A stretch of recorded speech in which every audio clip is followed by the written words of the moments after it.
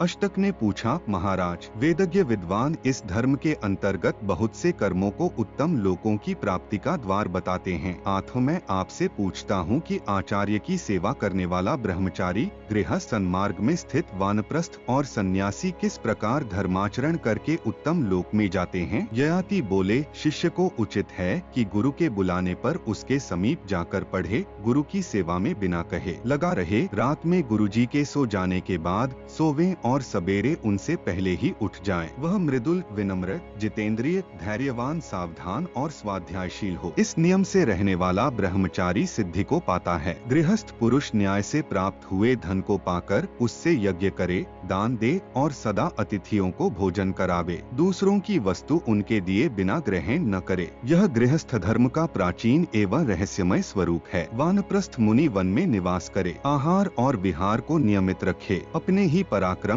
एवं परिश्रम से जीवन निर्वाह करे, पाप से दूर रहे, दूसरों को दान दे और किसी को कष्ट न पहुँचाए। ऐसा मुनि परम मोक्ष सिद्धि को प्राप्त होता है। सन्यासी शिल्पकला से जीवन निर्वाह न करे, वह शम, दम आदि श्रेष्ठ गुणों से संपन्न हो, सदा अपनी इंद्रियों को काबू में रखे, सबसे अलग रहे, गृहस्थ के घर में न सोए, परिग्रह का भार न लेकर अपने को हल्का रखे, थोड़ा थोड़ा चले और अकेला ही अनेक स्थानों में भ्रमण करता रहे। ऐसा सन्यासी हो वास्तव में भिक्षु कहलाने योग्य है। जिस समय रूप, रस आदि विषय तुच्छ प्रतीत होने लगे, इच्छानुसार जीत लिए जाए तथा उनके परित्याग में ही सुख जान पड़े, उसी समय विद्वान पुरुष मन को वश में करके समस्त संग्रहों का त्याग कर वनवासी होने का प्रयत्न करे। जो वनवासी मुनि वन में ही अपने पंचभूतात्मक शरीर का परित्याग करता है, वह 10 पीढ़ी पूर्व के और 10 पीढ़ी बाद के जाति भाइयों को तथा 21वें अपने को भी पुण्य लोकों में पहुंचा देता है। 27 अष्टक ने पूछा,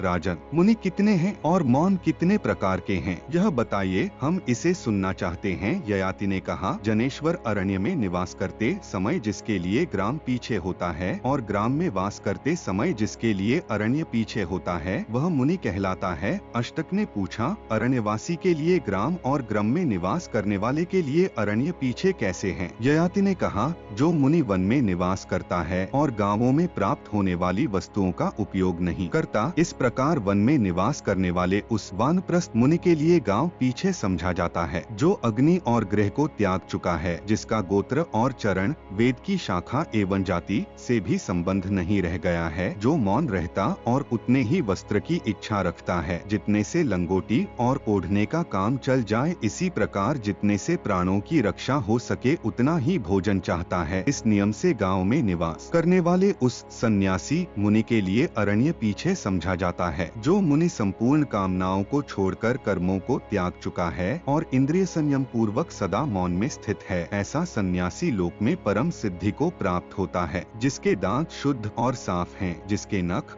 और केश कटे हुए हैं, जो सदा स्नान करता है तथा यम नियमादि से अलंकृत उन्हें धारण किए हुए है, शीतोष्ण को सहने से जिसका शरीर श्याम पड़ गया है, जिसके आचरण उत्तम हैं, ऐसा सन्यासी किसके लिए पूजनीय नहीं है? तपस्या से मांस, हड्डी तथा रक्त के क्षीण हो जाने पर जिसका शरीर कृश और दुर्बल हो गया है, तथा जो सुख रुख, रागद्वेष आदि द्वंद्वों से रहित एवं भली भांति मौनावलंबी हो चुका है, वह इस लोक को जीतकर परलोक पर भी विजय पाता है। जब सन्यासी मुनि गाय बैलों की तरह मुख से ही आहार ग्रहण करता है, हाथ आदि का भी सहारा नहीं लेता, तब उसके द्वारा ये सब लोग जीत लिए गए समझे जाते हैं और वह मोक्ष की प्राप्ति के लिए समर्थ समझा जाता है।